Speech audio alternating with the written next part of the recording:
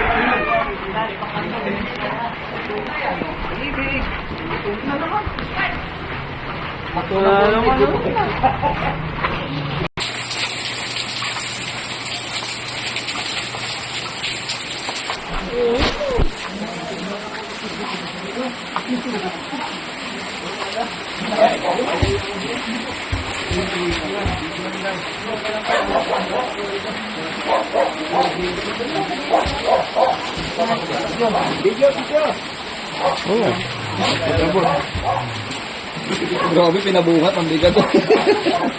Sige, pasok na.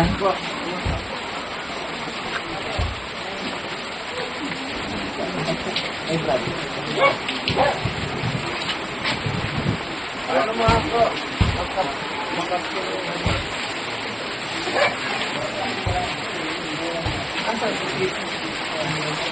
Sige po, bakit nahihiya kayo?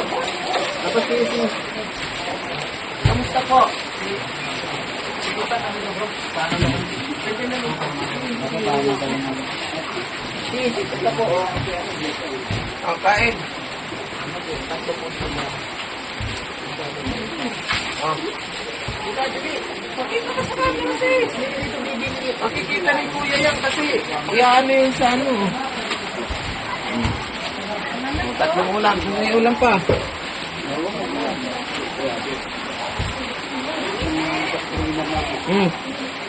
Ito po sis. Sino ba yan?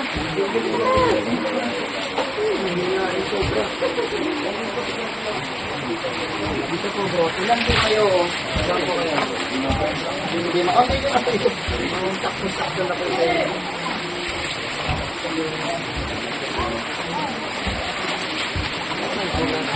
Nasa loob po. Ano yung version? Francis, labas muna kayo. Ito sa mga na pa.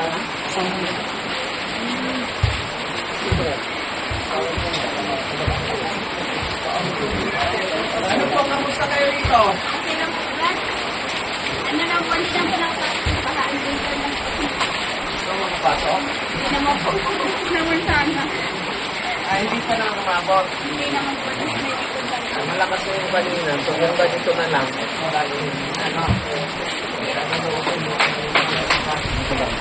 Basta pagka ano po, ang lokal bukas ha.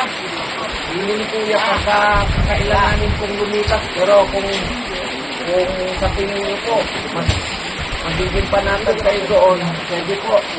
Magsabi lang po, wag lang tayo maunahan ng pagtaas ng tubig kasi nalalockdown tayo dahil hindi na rin kayo makapasok kanina dito sa Bagong Silang dahil ano na, Taas ng tubig.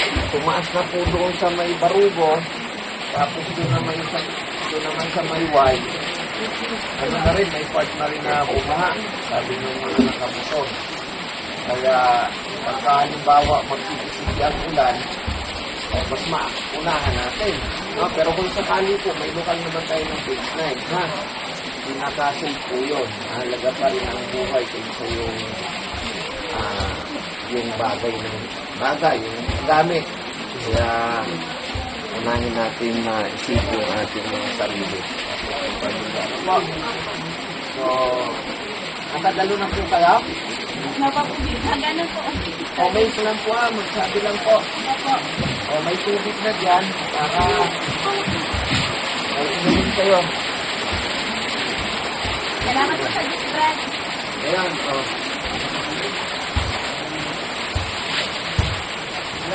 Pero pasok naman ang mga sasakyan, ha? Dito. Kain na kayo, nagdala na rin kami ng pagkain. Opo, salamat sa Diyos. Pag kailangan pong lumikas, mas maigi na lumikas tayo ng mas maaga. Kasi pagkagabi na, alam niyo naman, mahirap ng tumilog. Page 9. Opo, basta't malapit ang page 9 kung sakali. Po. Ay po, salamat po sa Diyos. Bye-bye. Ay, picture tayo, picture.